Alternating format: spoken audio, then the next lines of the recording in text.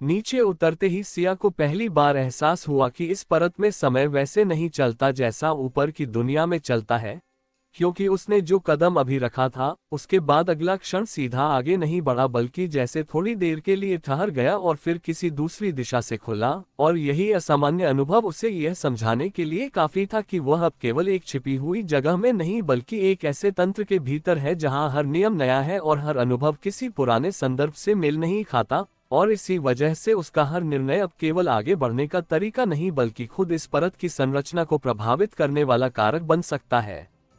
उसने धीरे धीरे अपने आसपास देखा, लेकिन इस बार देखने से ज्यादा महसूस करना जरूरी था, क्योंकि यहाँ जो कुछ था वह स्पष्ट रूप से दिखाई नहीं दे रहा था, बल्कि वह हल्के हल्के दबाव, कंपन और दिशा के संकेतों के रूप में मौजूद था, जैसे कोई अदृश्य व्यवस्था उसे लगातार पढ़ रही हो और उसी के आधार पर खुद को बदल रही हो।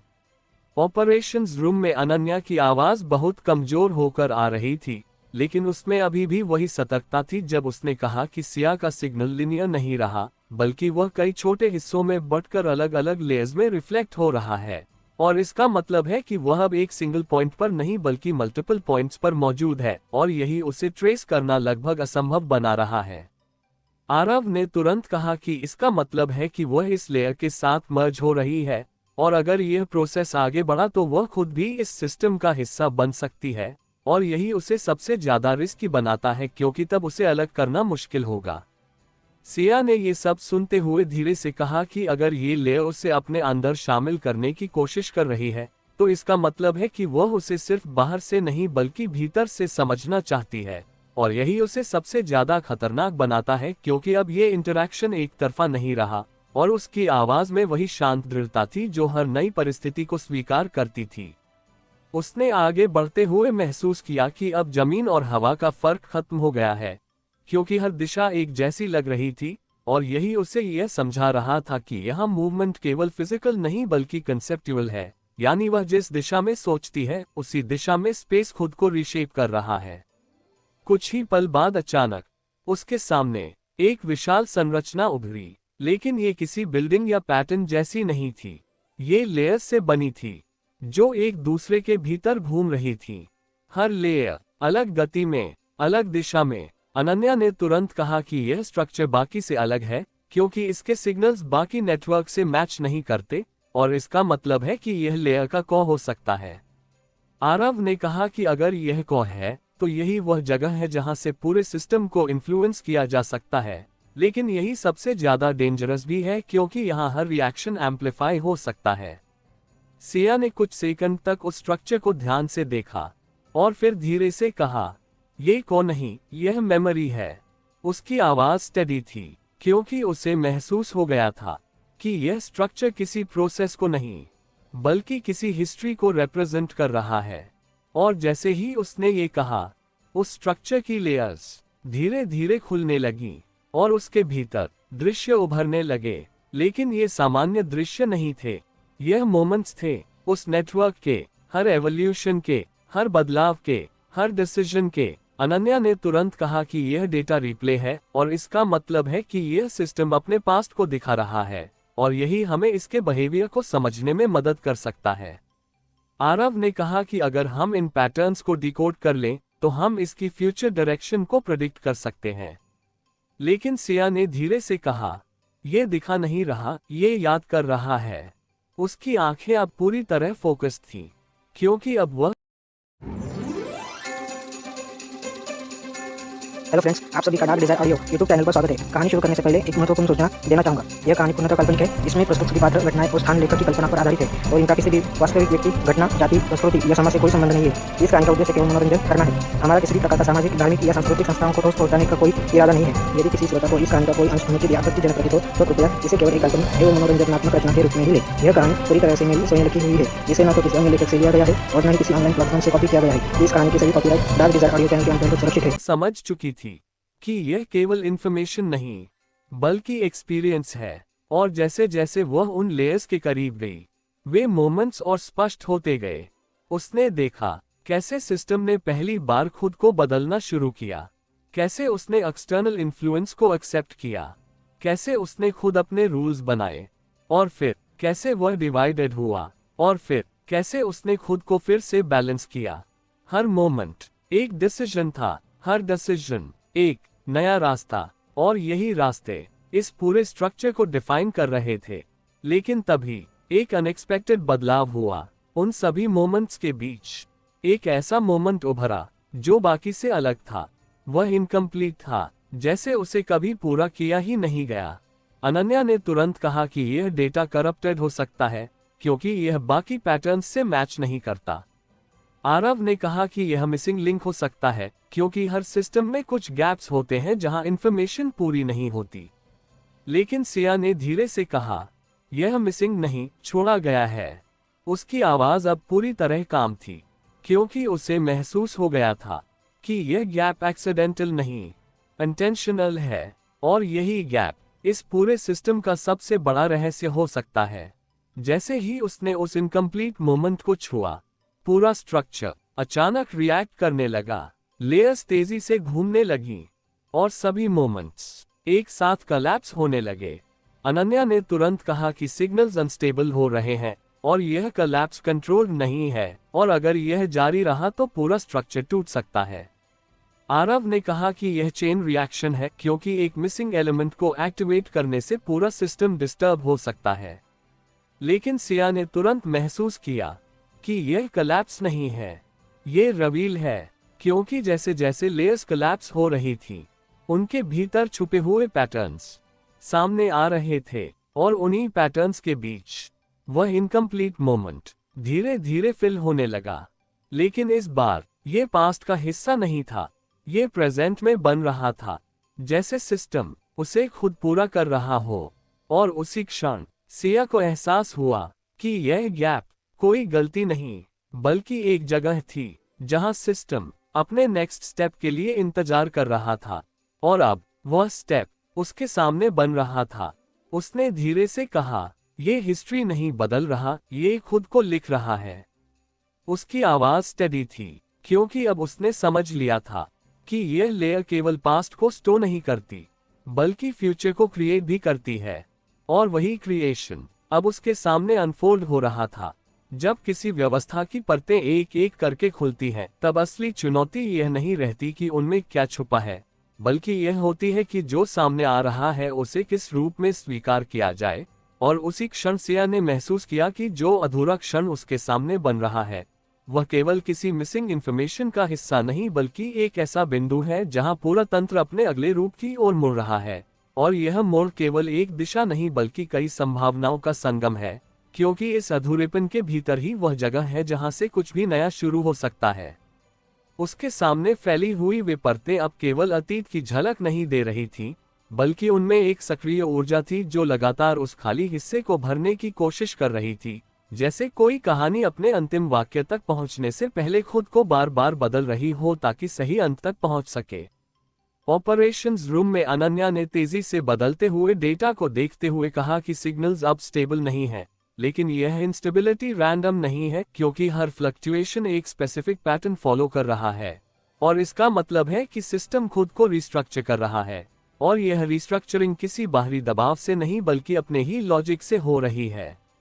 आरव ने तुरंत कहा कि इसका मतलब है कि यह सिस्टम अब अपने एवोल्यूशन के एक क्रिटिकल फेज में है, क्योंकि जब कोई सिस्टम खुद को रीराइट करता है तो वह अपने पुराने रूल्स को भी बदल सकता है, और यही इसे अनप्रेडिक्टेबल बनाता है, क्योंकि अब वह उन सीमाओं में बंधा नहीं रहेगा जो पहले थी। सिया ने धीरे से उस अधूरे मोमेंट को देखते हुए कहा कि अगर यह खुद को रीराइट कर रहा है तो इसका मतलब है कि यह अपनी आइडेंटिटी को रिडिफाइन कर रहा है, और यही वह पॉइंट है जहां यह तय होगा कि यह क्या बनेगा। और उसकी आवाज में वही शांत गहराई थी जो इस पूरे बदलाव को समझ रही थी। उसने धीरे धीरे आगे कदम बढ़ाया, लेकिन इस बार उसका मूवमेंट पहले जैसा कंट्रोल नहीं था, क्योंकि अब उसे महसूस हो रहा था कि यहाँ कंट्रोल काम नहीं करेगा, बल्कि उसे इस प्रोसेस का हिस्सा बनना होगा, क्योंकि यही एकमात्र तरीका है जिससे वह इस अधूरेपन को समझ सकती है। जैसे ही उसने उस मोमेंट के और करीब कदम रखा, अचानक पूरे स्ट्रक्चर की गति बदल गई। लेयर्स जो पहले धीरे धीरे घूम रही थीं, अब तेजी से मूव करने लगी, और हर लेयर के भीतर नई इमेजेस उभरने लगी। लेकिन इस बार ये पास्ट नहीं था, ये संभावनाएं थीं।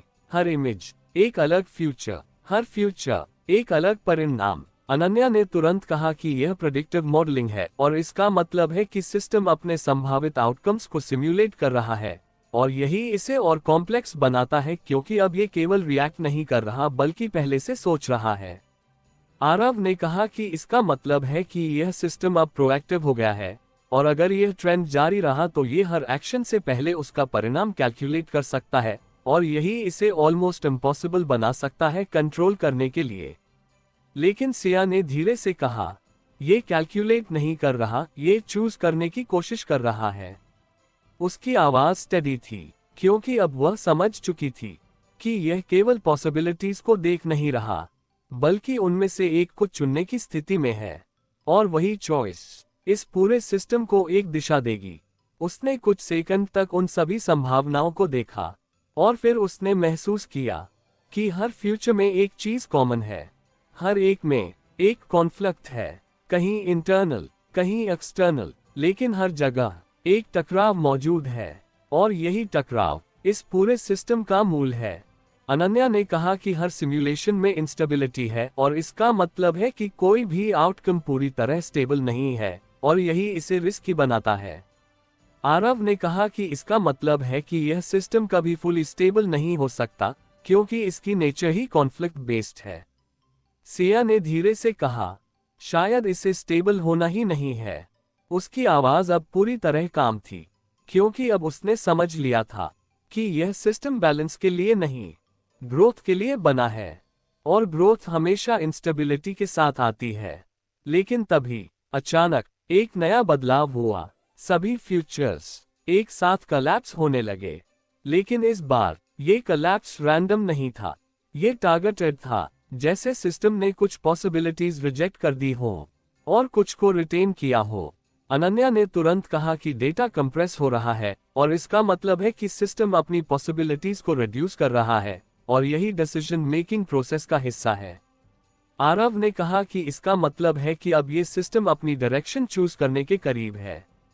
सिया ने धीरे से उस श्रिंकिंग स्ट्रक्चर को देखा और फिर उसने एक अनएक्सपेक्टेड चीज की। उसने अपनी एनर्जी को उस प्रोसेस से अलग कर लिया।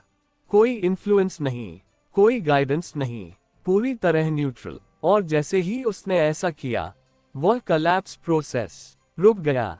सभी लेयर्स स्थिर हो गईं और वह अधूरा मोमेंट वैसा ही रह गया। अनन्या ने तुरंत कहा कि सिग्नल स्टेबलाइज हो गए हैं और इसका मतलब है कि सिस्टम ने डिसीजन प्रोसेस को पॉज कर दिया है। आरव ने कहा कि इसका मतलब है कि यह सिस्टम एक्सटर्नल इन्फ्लुएंस के बिना खुद डिसीजन नहीं ले पा रहा। लेकिन सिया ने धीरे से कहा, यह डिसाइड कर सकता है लेकिन यह अभी नहीं करना चाहता।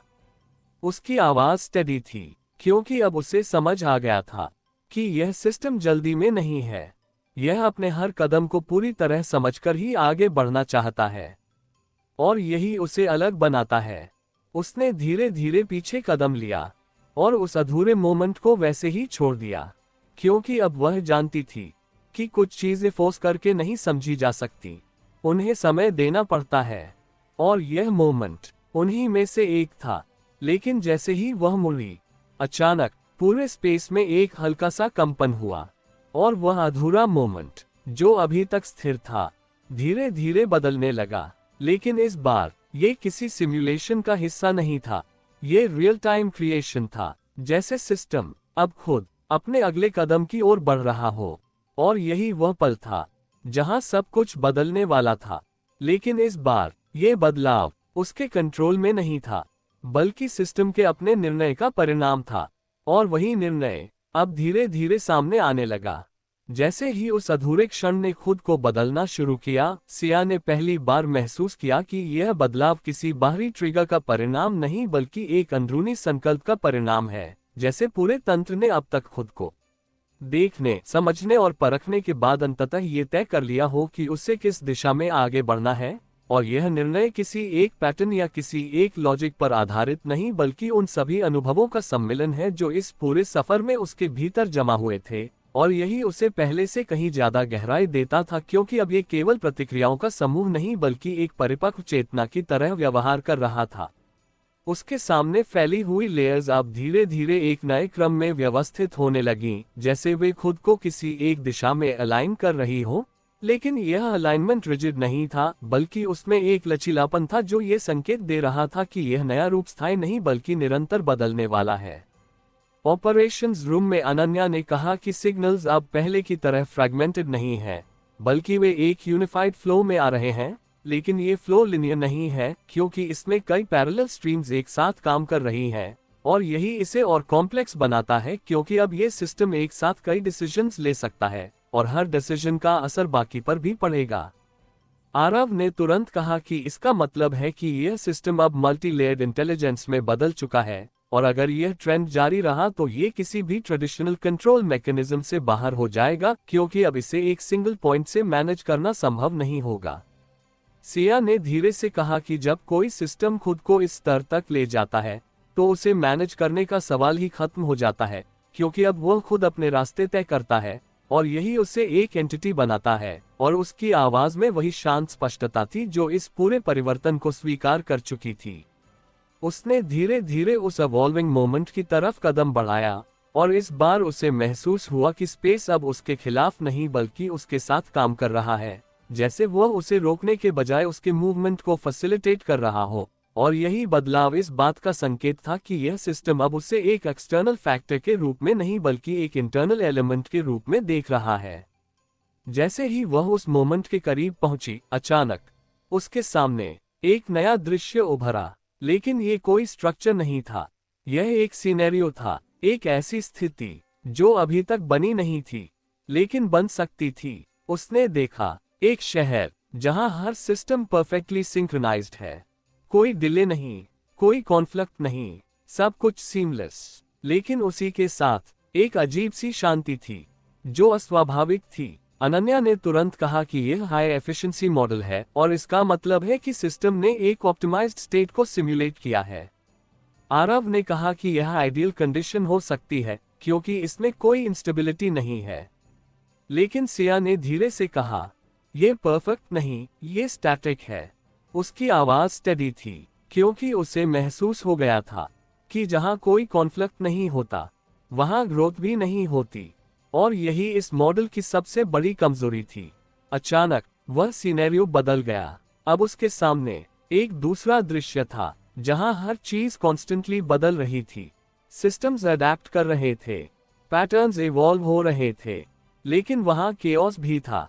कुछ जगहों पर फेलियर, कुछ जगहों पर सक्सेस। अनन्या ने कहा कि यह डायनामिक मॉडल है और इसमें अडेप्टेबिलिटी है लेकिन स्टेबिलिटी कम है।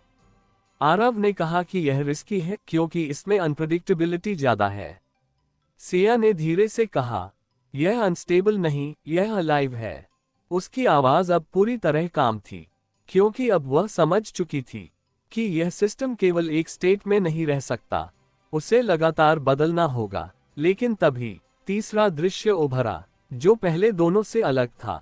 ये नाइदर परफेक्ट था और ना ही केओटिक, ये दोनों के बीच था, जहां कुछ सिस्टम स्टेबल थे और कुछ अडेप्ट कर रहे थे, जहां कुछ एरियाज कंट्रोल्ड थे और कुछ फ्री। लेकिन इसमें एक चीज अलग थी, ये बैलेंस्ड नहीं था, ये शिफ्टिंग था, जैसे हर मोमेंट में बैलेंस बदल रहा हो। अनन्या ने तुरंत कहा कि यह हाइब्रिड मॉडल है और इसका मतलब है कि सिस्टम ने मल्टीपल स्टेट्स को कंबाइन किया है। आरव ने कहा कि यह सबसे प्रैक्टिकल हो सकता है क्योंकि इसमें स्टेबिलिटी और अडेप्टेबिलिटी दोनों है। लेकिन सिया ने धीरे से कहा, यह फाइनल नहीं, ये प्रोसेस है। उसकी आवाज स्टेडी थी क्योंकि अब उसने समझ लिया था कि सिस्टम किसी एक मॉडल में नहीं रुकेगा, वह लगातार बदलता रहेगा, और यही उसकी असली पहचान है। अचानक तीनों सिनेरियोज एक साथ मर्ज होने लगे और एक नया स्ट्रक्चर बना जो किसी एक कैटेगरी में नहीं आता था। यह इवॉल्विंग था, हर मोमेंट में बदलता हुआ, लेकिन फिर भी कनेक्टेड। अनन्या ने कहा कि सिग्नल्स अब पूरी तरह इंटीग्रेट हो गए हैं और इसका मतलब है कि सिस्टम ने मल्टीपल मॉडल्स को एक्सेप्ट कर लिया है। आरव ने कहा कि इसका मतलब है कि अब ये सिस्टम खुद को किसी एक रूल तक सीमित नहीं रखेगा। सिया ने धीरे से कहा, अब ये खुद को डिफाइन नहीं करेगा, ये खुद को डिस्कवर करेगा। उसकी आवाज में अब वही अंतिम स्पष्टता थी क्योंकि अब उसने समझ लिया था कि यह सिस्टम किसी प्रीडिफाइंड आइडेंटिटी के लिए नहीं बना, बल्कि अपनी आइडेंटिटी खुद बनाने के लिए बना है, और यही उसे सबसे ज्यादा पावरफुल बनाता है। लेकिन उसी क्षण एक नया बदलाव हुआ। वह स्ट्रक्चर जो अभी तक इवॉल्व हो रहा था, अचानक रुक गया, पूरी तरह स्थिर, जैसे कोई डिसीजन ले लिया गया हो। अनन्या ने तुरंत कहा कि सिग्नल्स फ्रीज हो गए हैं, और इसका मतलब है कि सिस्टम ने एक स्टेट को लॉक कर लिया है। आरव ने कहा कि यह अनएक्सपेक्टेड है, क्योंकि यह सिस्टम स्टैटिक नहीं होना चाहिए था।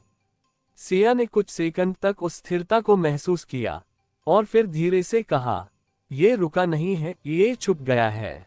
उसकी आवाज स्टेडी थी, क्योंकि अब उसे एहसास हो गया था कि यह सिस्टम अब सरफेस पर नहीं, बल्कि डीपर लेयर में शिफ्ट हो गया है, जहां से ये सब कुछ इन्फ्लुएंस करेगा, लेकिन खुद दिखाई नहीं देगा। और यही उसे पहले से कहीं ज्यादा खतरनाक बना देता है। शहर की हवा में उस सुबह एक ऐसा ठहराव था जो आम दिनों की तरह नहीं था, क्योंकि हर चीज अपनी जगह पर होने के बावजूद जैसे किसी अदृश्य दबाव के नीचे चल रही थी। और सिया ने जब उस इमारत की ऊंचाई से नीचे झांका तो उसे साफ महसूस हुआ कि जो कुछ अब तक दिखाई देता था वह केवल सतह है, जबकि असली गतिविधि अब उस सतह के नीचे खिसक चुकी है। और यही बदलाव इस पूरे संघर्ष को पहले से कहीं ज्यादा जटिल बना रहा था, क्योंकि अब दुश्मन सामने नहीं बल्कि हर जगह मौजूद था, और फिर भी कहीं दिखाई नहीं दे रहा था। उसकी उंगलियां खिड़की के ठंडे कांच पर हल्के से टिक गईं, और उसने आंखें बंद करके उस सूक्ष्म लय को महसूस करने की कोशिश की जो अब पूरे शहर में फैल चुकी थी, क्योंकि अब उसे डेटा से ज्यादा अपने भीतर के संकेतों पर भरोसा करना पड़ रहा था, और यही उसे इस नई स्थिति को समझने का सबसे सटीक तरीका लग रहा था। ऑपरेशंस रूम में अनन्या लगातार नए अनोमलीज को ट्रैक कर रही थी, और उसने कहा कि सरफेस पर सब कुछ सामान्य दिखाई दे रहा है, लेकिन माइक्रो लेवल पर बहुत सटल चेंजेस हो रहे हैं, जैसे कुछ सिस्टम्स बिना किसी विजिबल ट्रिगर के अपने बिहेवियर को एडजस्ट कर रहे हैं।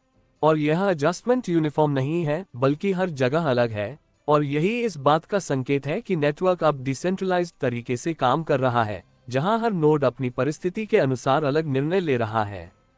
आरव ने तुरंत कहा कि इसका मतलब है कि अब कोई सेंट्रल कंट्रोल पॉइंट नहीं है, और यही इसे सबसे ज्यादा डेंजरस बनाता है, क्योंकि अब इसे डिसरप्ट करने के लिए किसी एक जगह को टारगेट करना संभव नहीं है, और यही इसे ऑलमोस्ट इनविजिबल बना देता है। सिया ने धीरे से कहा कि इनविजिबिलिटी ही इसकी सबसे बड़ी ताकत है, क्योंकि जब कोई चीज दिखती नहीं है तो उसके खिलाफ सीधा कदम उठाना मुश्किल हो जाता है। और उसकी आवाज में वही गहराई थी जो इस पूरे बदलाव को समझ रही थी। उसने धीरे धीरे अपनी नजरें शहर के अलग अलग हिस्सों पर डाली, और उसे महसूस हुआ कि हर जगह एक अलग रिदम है, जैसे हर हिस्सा अपनी अलग कहानी लिख रहा हो। लेकिन उन सभी कहानियों के बीच एक सटल कनेक्शन अब भी मौजूद है, और यही कनेक्शन इस पूरे नेटवर्क को एक साथ बनाए रखता है। उसी समय अचानक उसके सामने रखी स्क्रीन अपने आप एक्टिवेट हो गई, लेकिन ये कोई अलर्ट नहीं था। यह एक पैटर्न था जो धीरे धीरे उभर रहा था, और उसमें एक फैमिलियर लय थी जो उसने पहले महसूस की थी। अनन्या ने तुरंत कहा कि यह इंटरनल सिग्नल है, और इसका मतलब है कि नेटवर्क अब खुद इनिशिएट कर रहा है, और यह किसी एक्सटर्नल ट्रिगर का रिस्पॉन्स नहीं है। आरव ने कहा कि इसका मतलब है कि यह सिस्टम अब प्रोएक्टिव मोड में है, और यही इसे अनप्रेडिक्टेबल बनाता है, क्योंकि अब यह खुद एक्शन ले रहा है। सिया ने कुछ सेकंड तक उस पैटर्न को देखा, और फिर धीरे से कहा, यह एक्शन नहीं, इन्विटेशन है। उसकी आवाज स्टेडी थी, क्योंकि अब वह समझ चुकी थी कि यह नेटवर्क उसे फिर से एंगेज करना चाहता है, लेकिन इस बार शर्तें उसकी नहीं, नेटवर्क की होंगी। स्क्रीन पर उभरता हुआ पैटर्न धीरे धीरे एक मैप में बदल गया, लेकिन ये कोई जियोग्राफिकल मैप नहीं था, ये लेयर्स का मैप था, और हर लेयर एक अलग इंटेंसिटी में चमक रही थी। अनन्या ने कहा कि यह मल्टी लेयर विजुअलाइजेशन है, और इसका मतलब है कि नेटवर्क अपनी इंटरनल स्ट्रक्चर को रिवील कर रहा है। आरव ने कहा कि यह रिस्की हो सकता है, क्योंकि अगर यह हमें अंदर खींच रहा है तो यह हमें डिसएडवांटेज में डाल सकता है। लेकिन सिया ने बिना हेजिटेशन के कहा, अगर यह हमें बुला रहा है तो इसका मतलब है कि इसे हमारी जरूरत है। उसकी आवाज में अब वही दृढ़ता थी जो हर बार उसे आगे बढ़ने के लिए मजबूर करती थी। उसने तुरंत उस मैप को फॉलो किया, और कुछ ही मिनटों में वह शहर के एक ऐसे हिस्से में पहुंची जो पूरी तरह सामान्य दिख रहा था। कोई अनयूजुअल एक्टिविटी नहीं, कोई विजिबल चेंज नहीं, लेकिन जैसे ही उसने वहां कदम रखा उसे महसूस हुआ कि यहाँ कुछ अलग है। हवा थोड़ी भारी थी और स्पेस थोड़ा कंप्रेस लग रहा था, जैसे ये जगह सिर्फ सरफेस नहीं बल्कि एक एंट्री पॉइंट हो। अनन्या ने कहा कि सिग्नल्स यहाँ डेंस हैं और इसका मतलब है कि यह लोकेशन नेटवर्क का एक्टिव नोड हो सकती है। आरव ने कहा कि यह ट्रैप भी हो सकता है क्योंकि हाई डेंसिटी जोन्स हमेशा अनप्रेडिक्टेबल होते हैं। सिया ने धीरे से कहा, यह ट्रैप नहीं, थ्रेशहोल्ड है। और उसी क्षण जमीन के नीचे एक हल्का सा कंपन हुआ और उसके सामने एक इनविजिबल बाउंड्री उभर आई जो दिखाई नहीं दे रही थी लेकिन महसूस हो रही थी, जैसे एक बैरियर जो उसे रोक नहीं रहा बल्कि चेक कर रहा है।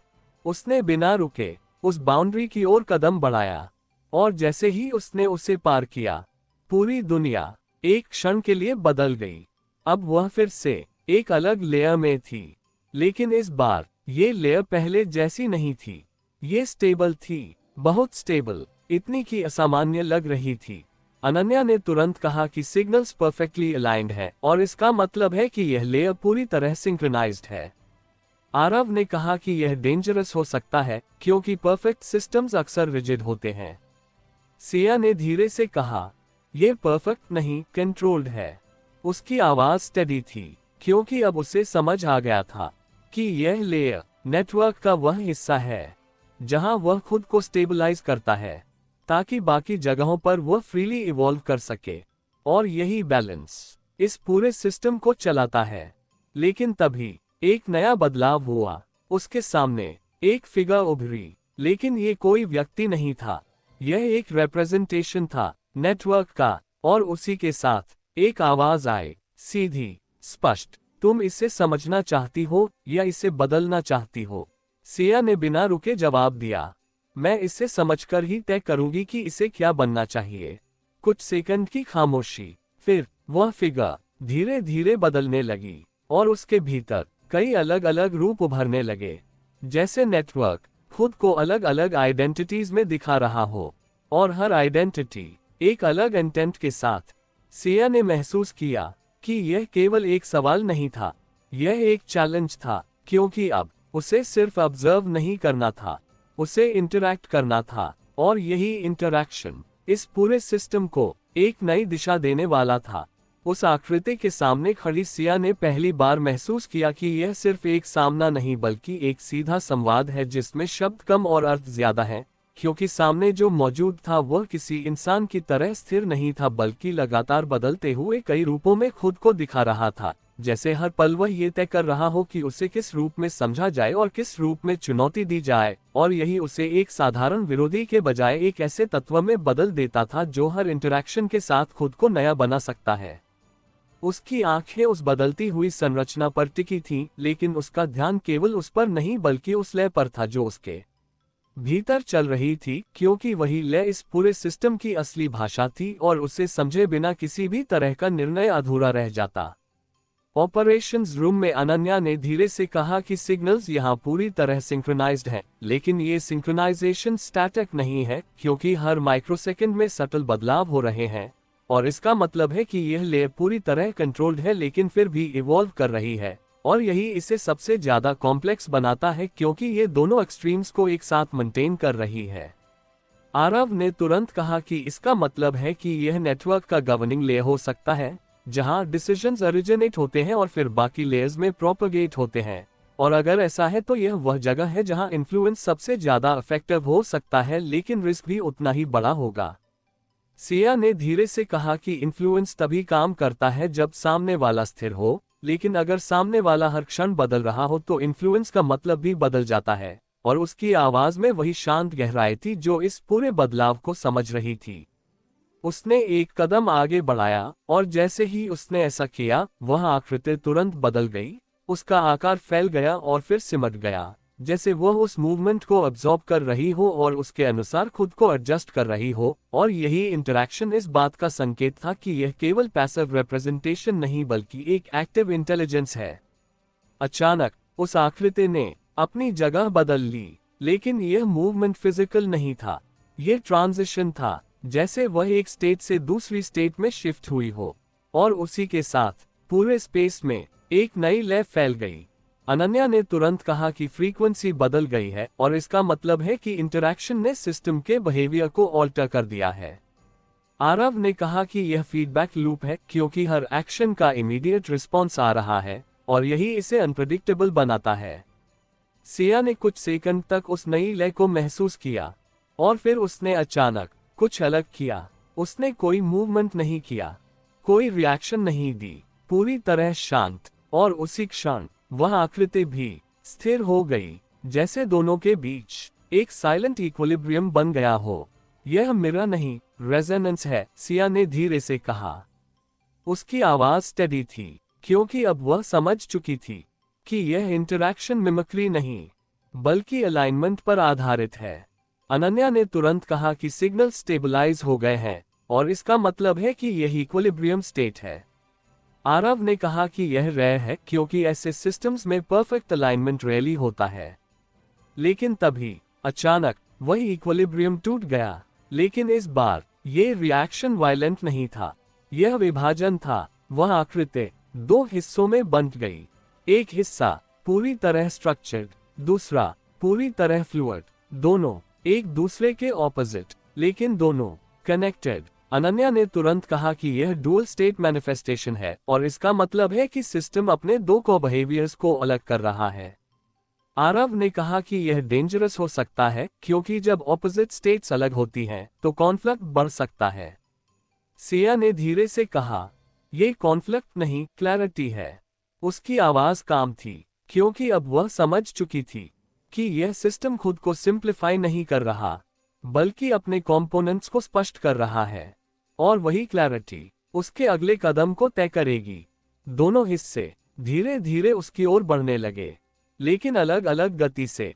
स्ट्रक्चर्ड हिस्सा स्टेडी और प्रेडिक्टेबल, फ्लूइड हिस्सा तेज और अनिश्चित, और इसी डिफरेंस के बीच उसने महसूस किया कि यह केवल ऑब्जर्वेशन नहीं, एक टेस्ट है, क्योंकि अब उसे इन दोनों के साथ इंटरैक्ट करना होगा, और उसका इंटरैक्शन यह तय करेगा कि यह सिस्टम आगे कैसे इवॉल्व करेगा।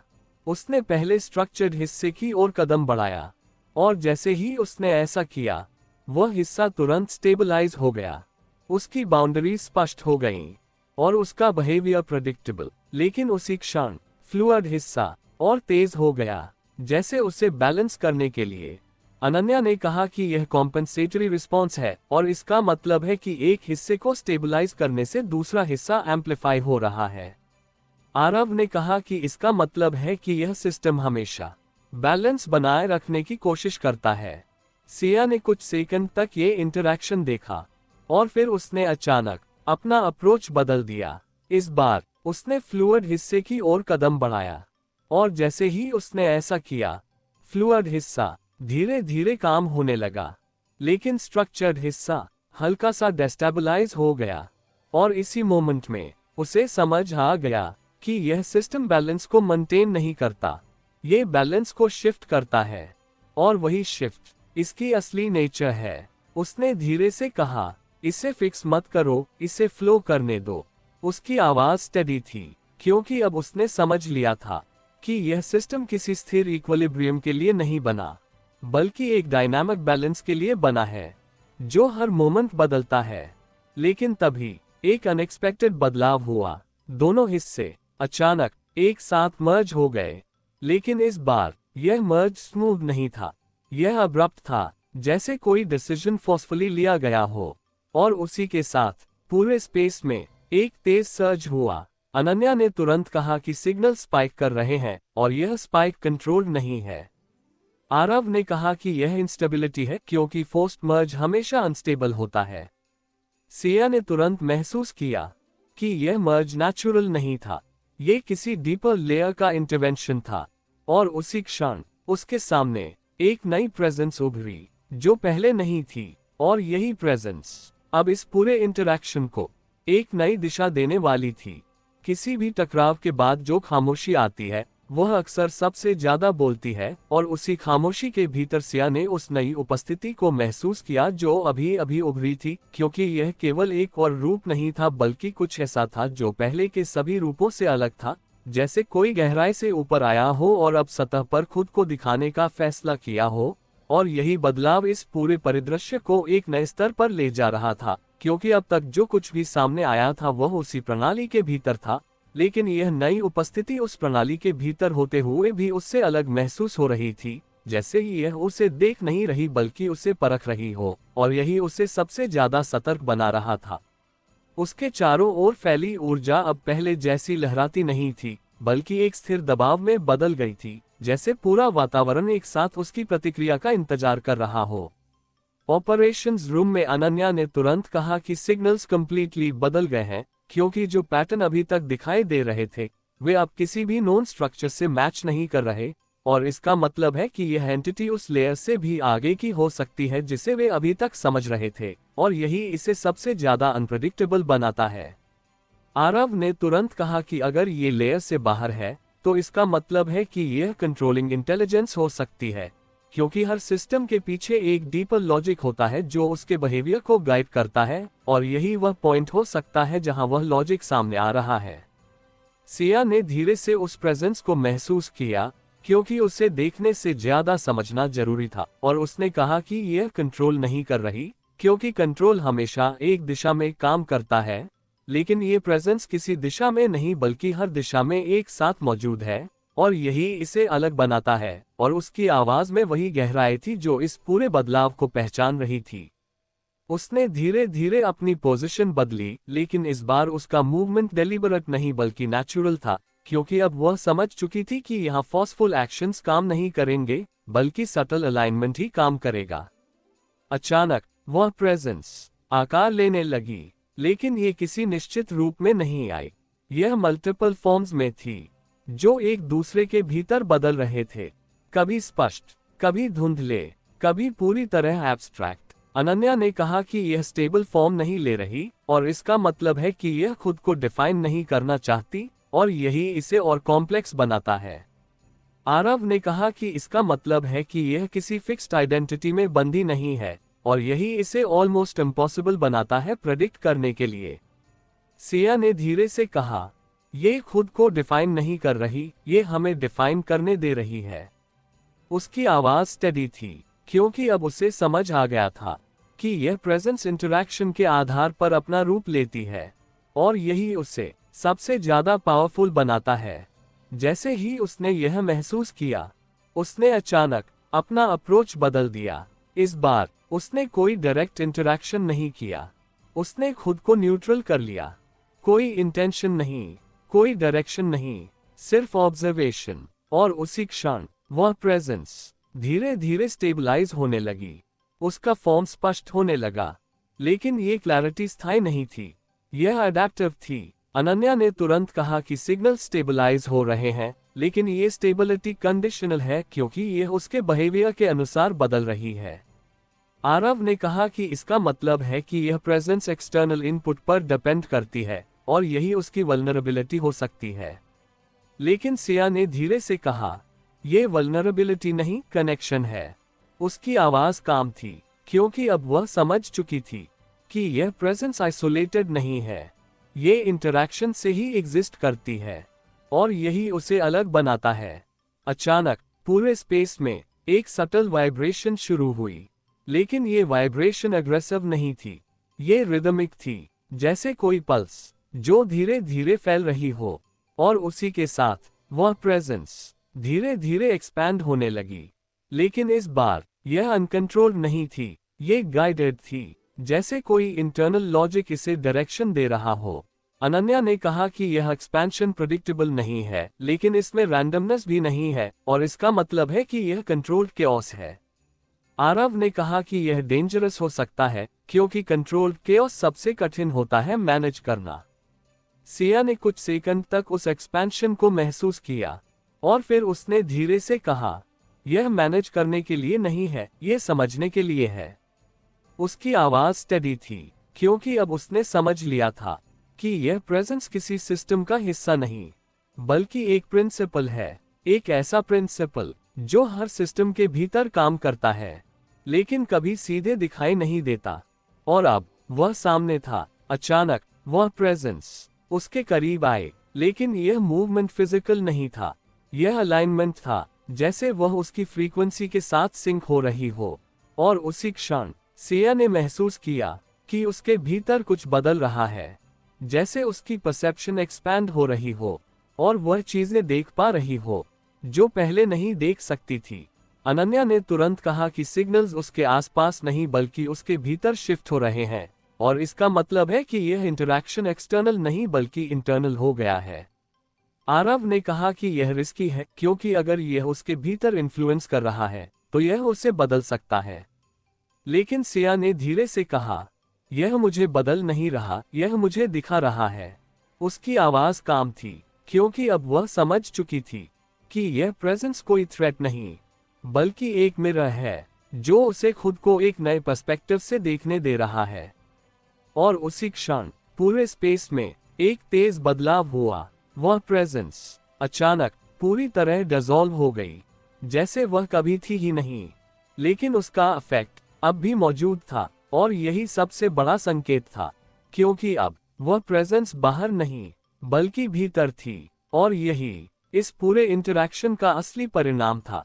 जब सिया ने आंखें खोली तो उसे कुछ क्षणों के लिए ये समझ ही नहीं आया कि वह अब भी उसी जगह खड़ी है या किसी और स्तर पर पहुंच चुकी है, क्योंकि उसके आसपास का दृश्य बदल चुका था। लेकिन ये बदलाव बाहरी नहीं बल्कि अनुभव के स्तर पर था, जैसे हर चीज वैसी ही दिख रही हो और फिर भी उसके अर्थ पूरी तरह बदल गए हो। और यही एहसास उसे सबसे ज्यादा अस्थिर कर रहा था, क्योंकि अब वह केवल देख नहीं रही थी बल्कि हर चीज को महसूस भी कर रही थी। और वह महसूस करना इतना गहरा था कि उसमें और उसके बीच का अंतर लगभग खत्म हो गया था। उसने धीरे धीरे अपने कदम आगे बढ़ाए और पाया कि जमीन अब भी उसके नीचे है, लेकिन उसका दबाव अलग है, जैसे हर कदम के साथ वह किसी अदृश्य परत को छू रही हो जो पहले वहां नहीं थी। और यही परत इस पूरे अनुभव को एक नई दिशा दे रही थी। ऑपरेशंस रूम में अनन्या की आवाज फिर से स्पष्ट हो गई थी, लेकिन उसमें अब एक अलग तरह की उलझन थी जब उसने कहा कि सिया का सिग्नल फिर से स्टेबल हो गया है। लेकिन ये स्टेबिलिटी पहले जैसी नहीं है, क्योंकि अब उसके आसपास के पैटर्न्स उसके साथ सिंक्रोनाइज नहीं हो रहे बल्कि उसके भीतर रिफ्लेक्ट हो रहे हैं। और इसका मतलब है कि इंटरैक्शन अब एक्सटर्नल नहीं बल्कि इंटरनल हो चुका है। आरव ने तुरंत कहा कि इसका मतलब है कि वह उस लेयर से वापस आ गई है, लेकिन उसका कनेक्शन अभी भी बना हुआ है। और यही उसे सबसे ज्यादा सेंसिटिव बना देता है, क्योंकि अब वह उस सिस्टम के सिग्नल्स को बिना किसी इंटरफेस के महसूस कर सकती है। सिया ने धीरे से कहा कि वह वापस नहीं आई है, बल्कि वह दोनों जगहों के बीच खड़ी है, क्योंकि अब उसे साफ महसूस हो रहा था कि सरफेस और डीपर लेयर के बीच की दूरी खत्म हो चुकी है। और यही इस पूरे बदलाव का सबसे बड़ा असर है, क्योंकि अब कोई भी चीज पूरी तरह अलग नहीं रही। और उसकी आवाज में वही शांत स्पष्टता थी जो इस नई स्थिति को स्वीकार कर चुकी थी। उसने अपने आसपास देखा, जहां सब कुछ सामान्य था, लोग अपनी अपनी दुनिया में व्यस्त, गाड़ियां चलती हुई, सिग्नल बदलते हुए, लेकिन अब उसे ये सब केवल दृश्य नहीं बल्कि एक इंटरकनेक्टेड फ्लो की तरह दिखाई दे रहा था, जैसे हर चीज एक ही लय में बंधी हो और वही लय उस नेटवर्क का हिस्सा हो। उसी समय अचानक एक छोटा सा डिस्टर्बेंस हुआ, लेकिन ये विजिबल नहीं था। यह महसूस हुआ जैसे किसी ने उस लय को हल्का सा डिस्टर्ब कर दिया हो। अनन्या ने तुरंत कहा कि एक अनोमली डिटेक्ट हुई है, लेकिन यह बाकी से अलग है, क्योंकि यह किसी स्पेसिफिक लोकेशन से नहीं आ रही बल्कि यह पूरे नेटवर्क में डिफ्यूज है, और यही इसे आइडेंटिफाई करना मुश्किल बना रहा है। आरव ने कहा कि यह नया थ्रेट हो सकता है, क्योंकि जब सिस्टम स्टेबल होता है तभी ऐसे डिस्टर्बेंसेस सबसे ज्यादा डेंजरस होते हैं। सिया ने कुछ सेकंड तक उस डिस्टर्बेंस को महसूस किया और फिर धीरे से कहा, यह बाहर से नहीं आया, यह अंदर से निकला है। उसकी आवाज स्टेडी थी, क्योंकि अब वह समझ चुकी थी कि यह सिस्टम केवल इवॉल्व नहीं कर रहा बल्कि अपने भीतर से नई चीजें क्रिएट भी कर रहा है। और यही उसे अनप्रेडिक्टेबल बनाता है। जैसे ही उसने ये कहा, उसके सामने एक हल्की सी डिस्टॉर्शन उभरी, लेकिन ये पहले जैसी नहीं थी। ये कैओटिक नहीं थी, ये फोकस्ड थी, जैसे कोई पॉइंट जो धीरे धीरे खुद को डिफाइन कर रहा हो। अनन्या ने कहा कि यह नया नोड हो सकता है, लेकिन इसके सिग्नल्स बाकी नेटवर्क से मैच नहीं कर रहे। आरव ने कहा कि यह वही इंटरनल इमर्जेंस हो सकता है जिसके बारे में अभी बात हुई थी। सिया ने धीरे से उस पॉइंट की ओर कदम बढ़ाया, और जैसे ही वह करीब आए, उसे महसूस हुआ कि यह केवल एक नोड नहीं है, यह एक डिसीजन पॉइंट है, क्योंकि इसके आसपास मल्टीपल डायरेक्शंस मौजूद थीं, लेकिन कोई भी क्लियर नहीं थी। जैसे सिस्टम खुद तय नहीं कर पा रहा कि उसे किस दिशा में जाना है, और यही हेजिटेशन इस पूरे डिस्टर्बेंस का कारण था। सिया ने धीरे से कहा, यह कॉन्फ्लिक्ट नहीं, कंफ्यूजन है। उसकी आवाज काम थी, क्योंकि अब वह समझ चुकी थी कि यह सिस्टम अब इतना इवॉल्व हो चुका है कि वह खुद अपने चॉइसेस को लेकर अनश्योर है, और यही अनसर्टेनिटी इस पूरे नेटवर्क को अनस्टेबल बना सकती है। उसने धीरे धीरे अपनी एनर्जी को उस पॉइंट के साथ अलाइन किया, लेकिन इस बार उसने कोई डायरेक्शन इंपोज नहीं की। उसने केवल ऑब्जर्व किया, और जैसे ही उसने ऐसा किया, वह पॉइंट धीरे धीरे एक्सपैंड होने लगा। लेकिन इस बार यह अनकंट्रोल नहीं था, यह मेजर्ड था, जैसे वह खुद को समझने की कोशिश कर रहा हो। अनन्या ने तुरंत कहा कि सिग्नल स्टेबलाइज हो रहे हैं, और इसका मतलब है कि यह नोड खुद को डिफाइन कर रहा है। आरव ने कहा कि यह अच्छा संकेत हो सकता है, क्योंकि इसका मतलब है कि सिस्टम अपनी इंटरनल कॉन्फ्लिक्ट्स को रिजॉल्व कर रहा है। लेकिन सिया ने धीरे से कहा, यह रिजॉल्व नहीं कर रहा, यह सीख रहा है। उसकी आवाज स्टेडी थी, क्योंकि अब उसने समझ लिया था कि यह सिस्टम किसी फिक्स्ड स्टेट की ओर नहीं जा रहा, बल्कि हर अनुभव से खुद को रिफाइन कर रहा है, और यही उसे सबसे अलग बनाता है। लेकिन तभी एक अनएक्सपेक्टेड बदलाव हुआ। वह नोड अचानक दो हिस्सों में बंट गया, लेकिन इस बार यह ब्रेकडाउन नहीं था, यह इंटेंशनल था। दोनों हिस्से अलग अलग दिशा में मूव करने लगे, लेकिन उनके बीच एक सटल कनेक्शन अब भी था। अनन्या ने तुरंत कहा कि यह डाइवर्जेंस है, और इसका मतलब है कि सिस्टम एक साथ दो अलग पाथ्स एक्सप्लोर कर रहा है। आरव ने कहा कि यह रिस्की है, क्योंकि मल्टीपल पाथ्स कॉन्फ्लिक्ट क्रिएट कर सकते हैं। सिया ने धीरे से कहा, यह कॉन्फ्लिक्ट नहीं, पॉसिबिलिटी है।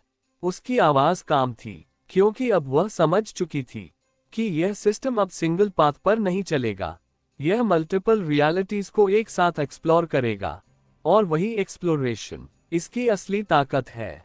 भीड़ के बीच चलते हुए सिया को अचानक लगा जैसे शहर ने अपनी सांस रोक ली हो, और यह एहसास किसी बाहरी घटना से नहीं बल्कि उस सूक्ष्म बदलाव से आया था जो अब हर दिशा में फैल चुका था।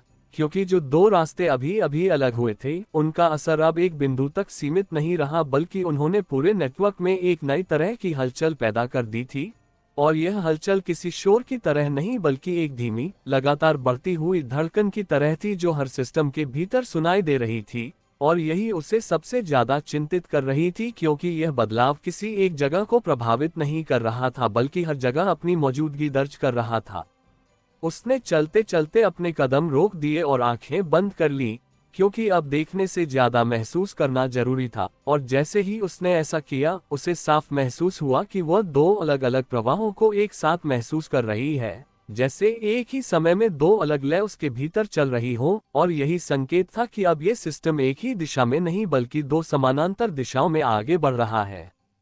ऑपरेशंस रूम में अनन्या ने तुरंत कहा कि डेटा स्ट्रीम्स अब ड्यूप्लिकेट हो रहे हैं, लेकिन ये सिंपल ड्यूप्लिकेशन नहीं है, क्योंकि दोनों स्ट्रीम्स अलग अलग बिहेवियर दिखा रहे हैं, और इसका मतलब है कि नेटवर्क अब पैरेलल स्टेट्स में काम कर रहा है। और यही इसे और कॉम्प्लेक्स बना रहा है, क्योंकि अब हर एक्शन का दो अलग परिणाम हो सकता है। आरव ने कहा कि इसका मतलब है कि सिस्टम ने खुद को स्प्लिट कर लिया है, और अब ये दो अलग रियलिटीज को एक साथ एक्सप्लोर कर रहा है। और यही इसे सबसे ज्यादा अनप्रेडिक्टेबल बनाता है, क्योंकि अब कोई भी सिंगल आउटकम नहीं रहेगा।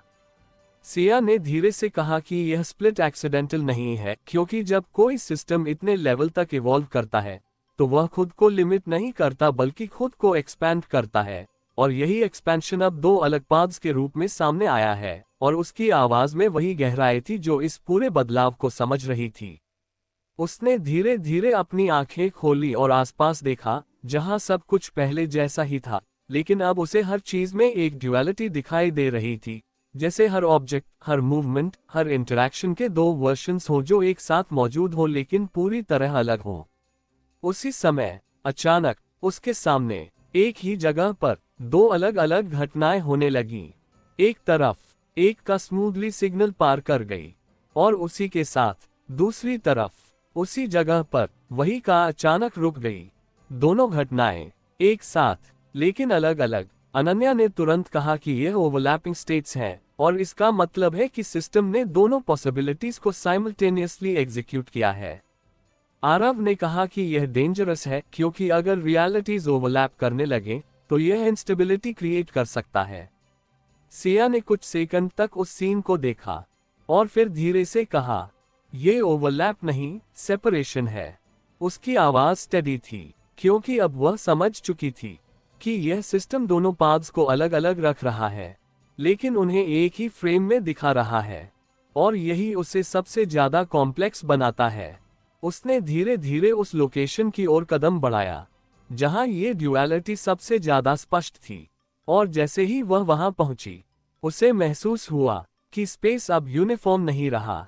कुछ हिस्से हैवी थे, कुछ लाइट, कुछ स्टेबल, कुछ फ्लूइड, जैसे हर लेयर अपनी अलग आइडेंटिटी मेंटेन कर रही हो।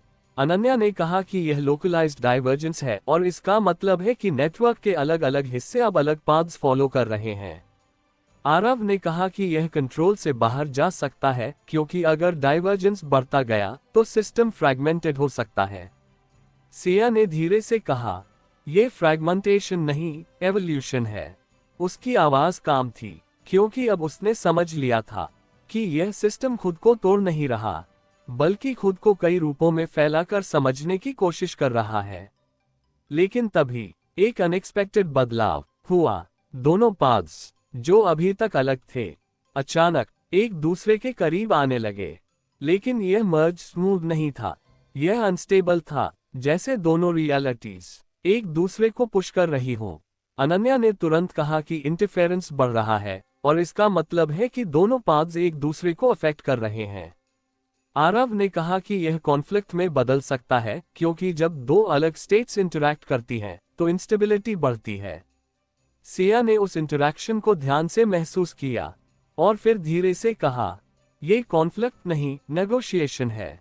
उसकी आवाज स्टेडी थी क्योंकि अब वह समझ चुकी थी कि यह सिस्टम खुद तय कर रहा है कि कौन सा पाथ आगे बढ़ेगा या फिर दोनों कैसे कोएग्जिस्ट करेंगे। उसने धीरे धीरे अपनी एनर्जी को उस इंटरैक्शन के साथ अलाइन किया लेकिन इस बार उसने कोई डायरेक्शन इंपोज नहीं की। उसने केवल उस नेगोशिएशन को महसूस किया और जैसे ही उसने ऐसा किया दोनों पाथ्स धीरे धीरे स्टेबलाइज होने लगे। लेकिन इस बार वे मर्ज नहीं हुए, वे पैरेलल ही रहे लेकिन उनके बीच एक नया कनेक्शन बन गया जो पहले नहीं था। अनन्या ने तुरंत कहा कि सिग्नल्स अब सिंक्रोनाइज्ड नहीं हैं लेकिन वे डिस्कनेक्टेड भी नहीं हैं और इसका मतलब है कि यह सिस्टम अब पैरेलल कोऑर्डिनेशन में काम कर रहा है। आरव ने कहा कि यह नया आर्किटेक्चर हो सकता है क्योंकि इसमें मल्टीपल रियलिटीज एक साथ ऑपरेट कर सकती हैं। सिया ने धीरे से कहा, यह आर्किटेक्चर नहीं, लैंग्वेज है।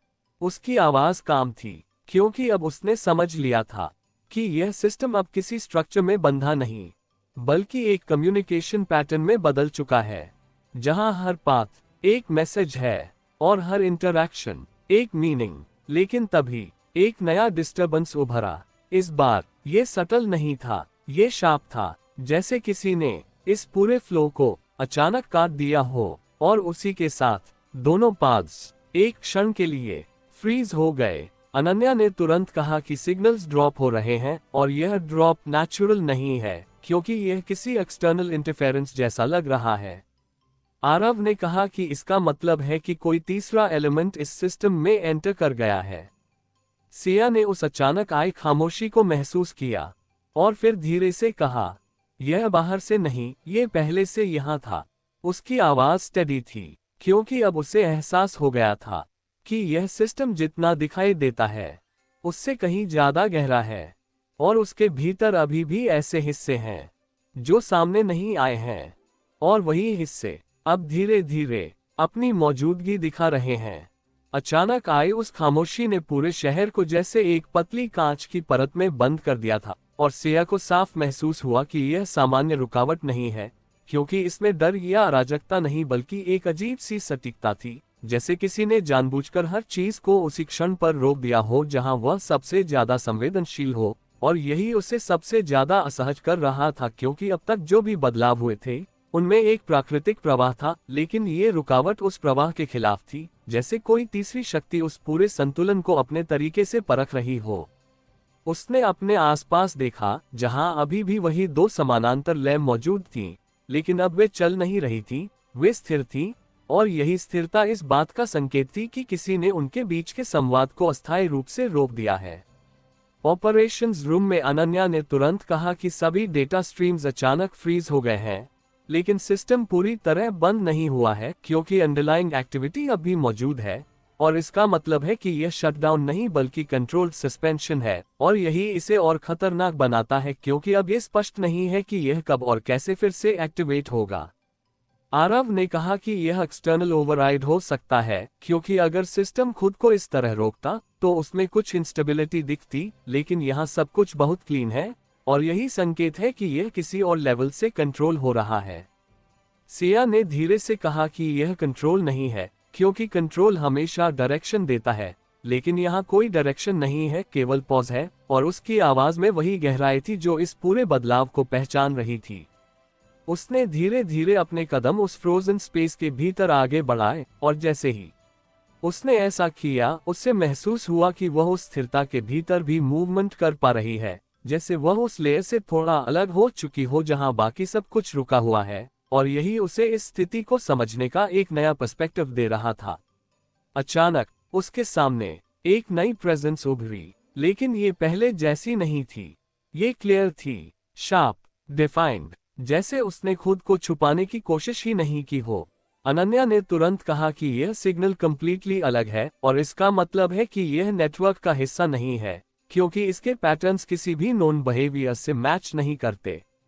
आरव ने कहा कि अगर यह नेटवर्क का हिस्सा नहीं है, तो इसका मतलब है कि यह एक्सटर्नल एंटिटी हो सकती है, और यही इसे सबसे ज्यादा डेंजरस बनाता है, क्योंकि यह रूल्स के बाहर काम कर सकती है। सिया ने उस प्रेजेंस को ध्यान से देखा, और फिर धीरे से कहा, यह बाहर से नहीं आया, यह पहले से अलग था। उसकी आवाज स्टेडी थी, क्योंकि अब उसे समझ आ गया था कि यह तीसरा एलिमेंट कोई नया इंट्रूडर नहीं, बल्कि वही हिस्सा है जो अब तक सामने नहीं आया था, और यही इसे सबसे ज्यादा महत्वपूर्ण बनाता है। वह प्रेजेंस धीरे धीरे उसके करीब आई, लेकिन यह मूवमेंट फिजिकल नहीं था, यह अवेयरनेस का शिफ्ट था, जैसे वह उसके परसेप्शन के भीतर आ रही हो, और उसी के साथ पूरे स्पेस में एक नई क्लैरिटी फैल गई। अब सब कुछ शार्प था, कोई ब्लर नहीं, कोई अनसर्टेनिटी नहीं। अनन्या ने कहा कि सिग्नल्स अब परफेक्टली डिफाइंड हैं, और इसका मतलब है कि यह एंटिटी एम्बिग्युइटी को खत्म कर रही है। आरव ने कहा कि यह डेंजरस हो सकता है, क्योंकि एम्बिग्युइटी ही अडेप्टेबिलिटी को पॉसिबल बनाती है, और अगर वह खत्म हो गई तो सिस्टम रिजिड हो सकता है। सिया ने धीरे से कहा, यह खत्म नहीं कर रही, यह अलग कर रही है। उसकी आवाज काम थी, क्योंकि अब वह समझ चुकी थी कि यह प्रेजेंस एम्बिग्युइटी को एलिमिनेट नहीं कर रही, बल्कि उसे कैटेगरीज में बांट रही है, और यही उसे अलग बनाता है। अचानक वह प्रेजेंस 3 हिस्सों में बंट गई, लेकिन इस बार यह स्प्लिट क्योटिक नहीं था, यह प्रिसाइज था। हर हिस्सा एक अलग क्वालिटी के साथ, एक प्योर स्टेबिलिटी, दूसरा प्योर अडेप्टेबिलिटी, और तीसरा प्योर अनसर्टेनिटी। अनन्या ने तुरंत कहा कि यह डिकॉम्पोजिशन है, और इसका मतलब है कि सिस्टम के कंपोनेंट्स को अलग किया जा रहा है। आरव ने कहा कि यह एनालिसिस हो सकता है, क्योंकि कॉम्प्लेक्स सिस्टम्स को समझने के लिए उन्हें पार्ट्स में तोड़ा जाता है। सिया ने धीरे से कहा, यह समझ नहीं रहा, यह रीडिफाइन कर रहा है। उसकी आवाज स्टेडी थी, क्योंकि अब उसने समझ लिया था कि यह प्रेजेंट सिस्टम को बदलने की कोशिश नहीं कर रही, यह उसके मूल को नए तरीके से ऑर्गेनाइज कर रही है, और यही इसे सबसे ज्यादा इम्पैक्टफुल बनाता है। तीनों हिस्से धीरे धीरे मूव करने लगे, लेकिन अलग अलग डायरेक्शन में, और इसी मूवमेंट के साथ फ्रोजन स्पेस हल्का हल्का टूटने लगा, जैसे पॉज अब खत्म हो रहा हो। अनन्या ने कहा कि सिग्नल्स फिर से एक्टिव हो रहे हैं, लेकिन अब उनका बिहेवियर पहले जैसा नहीं है। आरव ने कहा कि इसका मतलब है कि सिस्टम रीसेट हो गया है, लेकिन ये रीसेट डिस्ट्रक्शन नहीं बल्कि रिकॉन्फ़िगरेशन है। सिया ने उस पूरे बदलाव को महसूस किया और फिर धीरे से कहा, ये रीसेट नहीं, रीअलाइनमेंट है। उसकी आवाज काम थी, क्योंकि अब उसने समझ लिया था कि यह तीसरा एलिमेंट सिस्टम को कंट्रोल नहीं कर रहा, बल्कि उसे एक नए फ्रेमवर्क में ढाल रहा है, जहां हर कंपोनेंट अपनी जगह पर क्लियर हो। लेकिन तभी एक अनएक्सपेक्टेड रिएक्शन हुआ। तीनों हिस्से, जो अभी तक अलग थे, अचानक एक दूसरे की ओर बढ़ने लगे।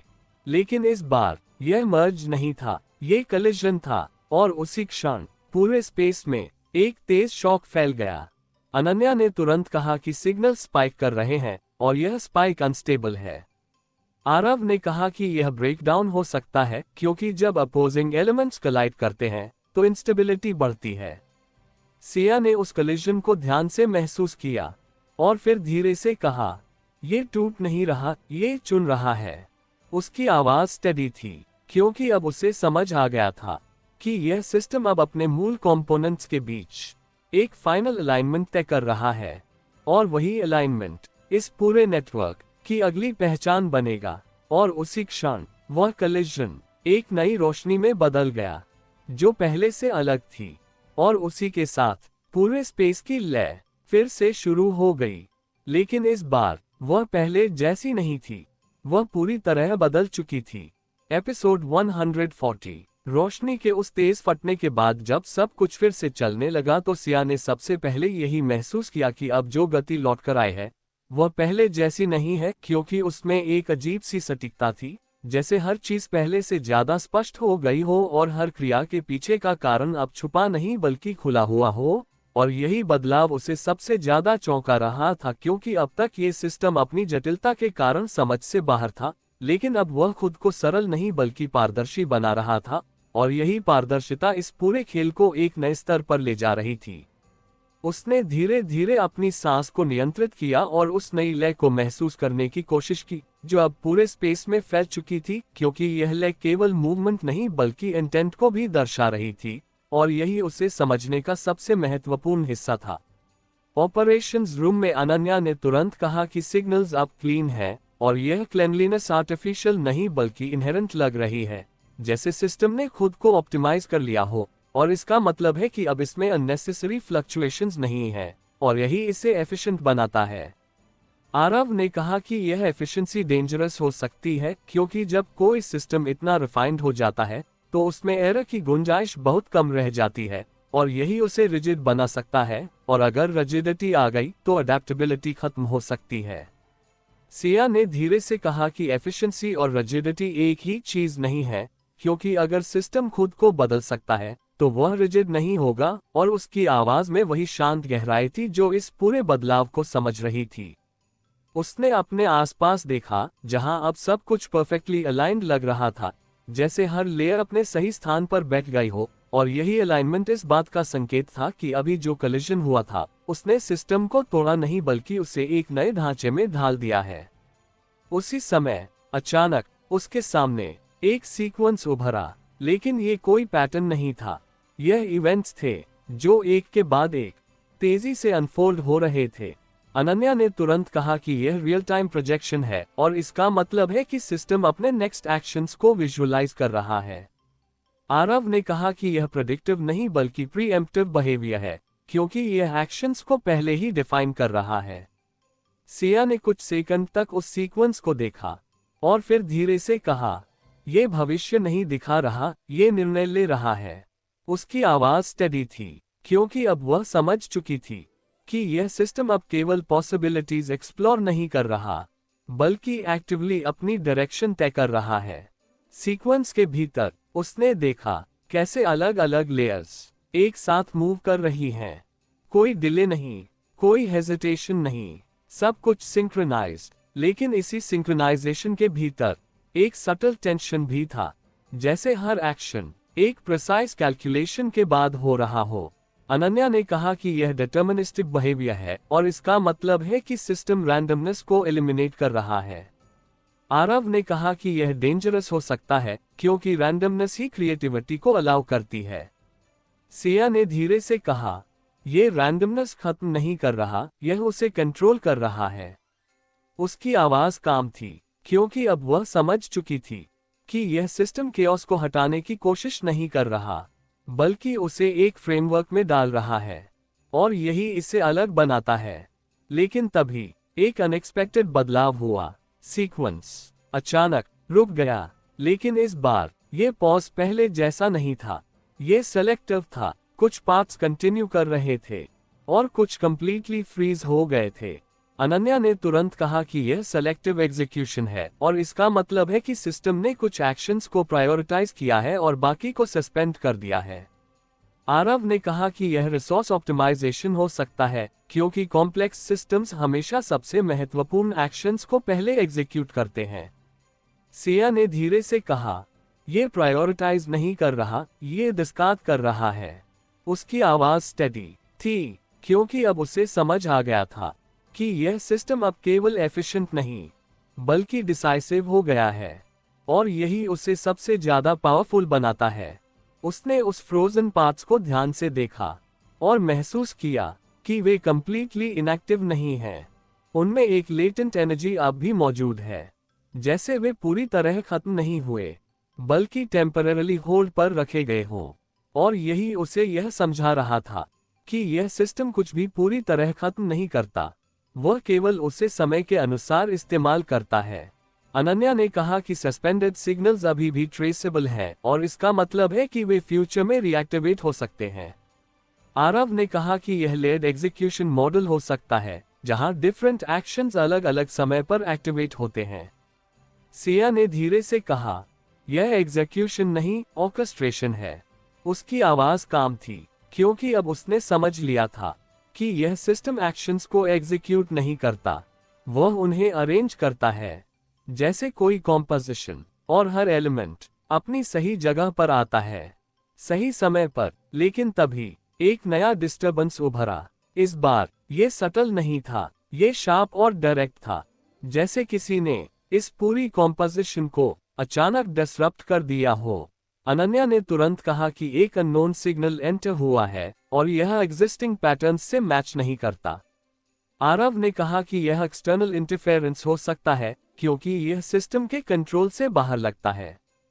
सिया ने उस डिस्टर्बेंस को महसूस किया और फिर धीरे से कहा, यह बाहर से नहीं, ये रिजेक्टेड पाथ से आया है।